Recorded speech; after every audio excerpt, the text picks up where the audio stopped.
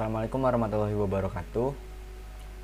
Nama saya Muhammad Dava Putra Wibowo dengan NPM 20170501061. Di sini saya dari kelas D. Di sini saya akan menjelaskan tentang arsitektur dan organisasi komputer untuk keperluan tugas 1, pengantar organisasi komputer. Oke, langsung saja. Yang akan saya jelaskan di sini adalah yang pertama ada perbedaan arsitektur dengan organisasi komputer. Yang kedua ada konsep stored program. Yang ketiga ada struktur komputer dengan arsitektur von Neumann dan perbedaannya dengan struktur Harvard. Dan yang keempat ada instruction set arsitektur, mikroarsitektur dan sistem desain. Langsung saja ke yang pertama, itu perbedaan arsitektur dengan organisasi komputer. Untuk pengertian arsitektur komputer sendiri, arsitektur komputer adalah konsep perancangan dan struktur pengoperasian dasar atau sebuah sistem komputer. Arsitektur komputer dapat didefinisikan serta dikategorikan sebagai ilmu sekaligus seni mengenai bagaimana cara menghubungkan komponen-komponen hardware agar dapat menciptakan sebuah komputer yang memenuhi kebutuhan fungsional, kinerja, dan target biayanya. Sedangkan untuk definisi dari organisasi komputer adalah bagian yang terhubung dengan komponen-komponen pelaksanaan dan interkoneksi antar komponen penyusun sistem komputer dalam melaksanakan aspek arsitekturalnya, seperti teknologi perangkat keras, perangkat antarmuka atau user interface (UI), memori, dan sinyal-sinyal kontrol merupakan aspek dari organisasi komputer. Selanjutnya saya akan menjelaskan tentang konsep stored program. Dalam konsep stored program sendiri, ini dikeluarkan oleh von Neumann, yaitu program atau kumpulan instruksi yang disimpan di suatu tempat atau memori, kemudian instruksi tersebut dieksekusi. Sasaran yang akan dicapai komputer sesuai atau bergantung program yang disimpan untuk dieksekusi. Penggunaan komputer dapat disesuaikan hanya dengan mengganti program yang disimpan di memori untuk dieksekusi. Konsep ini menghasilkan keluasan atau fleksibilitas. Untuk urutan stored program konsep pada komputer, yang pertama adalah IBM SSIC yang mulai beroperasi pada Januari tahun 1948, tetapi bersifat elektromekanis. Yang kedua pada bulan April 1948 dimodifikasi telah diselesaikan oleh ENIAC untuk berfungsi sebagai komputer program yang disimpan dengan program tersebut dalam tabel fungsinya, dengan mengatur dial pada tabel fungsinya yang dapat menyimpan 3600 digit desimal untuk instruksi.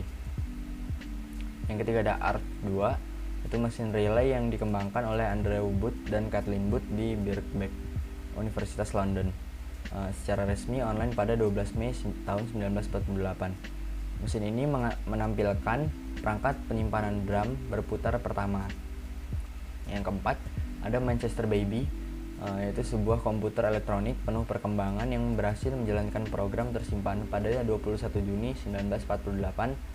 Kemudian dikembangkan menjadi Manchester Mark I yang menjalankan program pertamanya pada awal April tahun 1949. Yang kelima ada Electronic Delay Storage Automatic Calculator, yaitu EDSAC, yang menjalankan program pertamanya pada 6 Mei tahun 1949 dan menjadi komputer operasional skala penuh.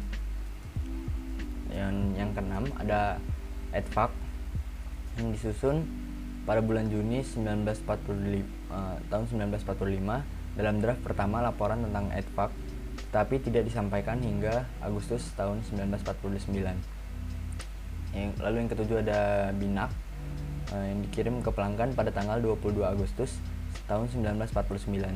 Ini bekerja di pabrik, tetapi ada ketidaksepakatan tentang apakah itu bekerja dengan memuaskan atau tidak setelah dikirim. Jika diselesaikan pada waktu yang diproyeksikan, itu akan menjadi komputer program tersimpan pertama di dunia. Itu adalah komputer program tersimpan pertama di AS atau Amerika Serikat. Dan yang ke-8 ada ATL Mark III yang mulai dikembangkan pada tahun 1954 dan selesai pada tahun 1956. Adalah komputer transistor program tersimpan pertama, itu dibuat oleh Laboratorium Elektronik Jepang. Yang ketiga ada struktur komputer dengan arsitektur von Neumann dan perbedaannya dengan struktur Harvard. untuk arsitektur von Neumann sendiri itu adalah arsitektur komputer yang menempatkan program, ROM, read only memory, dan data, yaitu di RAM random access memory, dalam peta memori yang sama. Arsitektur ini memiliki address dan database tunggal untuk mengamati program, instruksi, dan data. Arsitektur von Neumann atau mesin von Neumann merupakan arsitektur yang diciptakan oleh John von Neumann pada tahun 1903 sampai 1967, yang mana hampir semua komputer saat ini menggunakan arsitektur buatan John von Neumann. Arsitektur von Neumann sendiri ini menggambarkan komputer dengan 4 bagian utama, yaitu yang pertama ada unit aritmatika dan logis atau LU, yang kedua ada unit control atau CU, lalu ada memori dan alat masukan atau I/O. Lalu untuk arsitektur Harvard sendiri itu adalah arsitektur komputer yang memiliki dua memori yang terpisah, satu untuk program atau ROM dan satu untuk data, yang mana arsitektur ini merupakan kebalikan dari arsitektur komputer model von Neumann. Jika von Neumann menggabungkan ROM dan RAM menjadi satu arsitektur Harvard, maka arsitektur Harvard memisahkan kedua memori tersebut. Lalu yang terakhir saya akan menjelaskan tentang instruction set arsitektur, mikroarsitektur, dan sistem desain. Untuk instruction set arsitektur ini dalam ilmu komputer, arsitektur set instruksi adalah model abstrak komputer. Ini juga disebut sebagai arsitektur atau arsitektur komputer. Realisasi ISA seperti unit pemrosesan pusat disebut implementasi. Lalu untuk mikroarsitektur itu digunakan dalam rekayasa perangkat lunak. Mikroarsitektur disebut juga organisasi komputer dan kadang-kadang disingkat WARS atau WARS.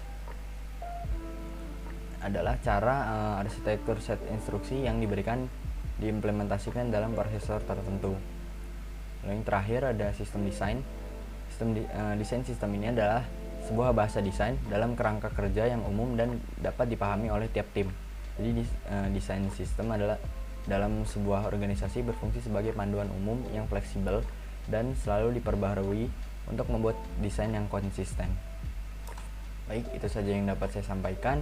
Kurang lebihnya saya mohon maaf. Wassalamualaikum warahmatullahi wabarakatuh.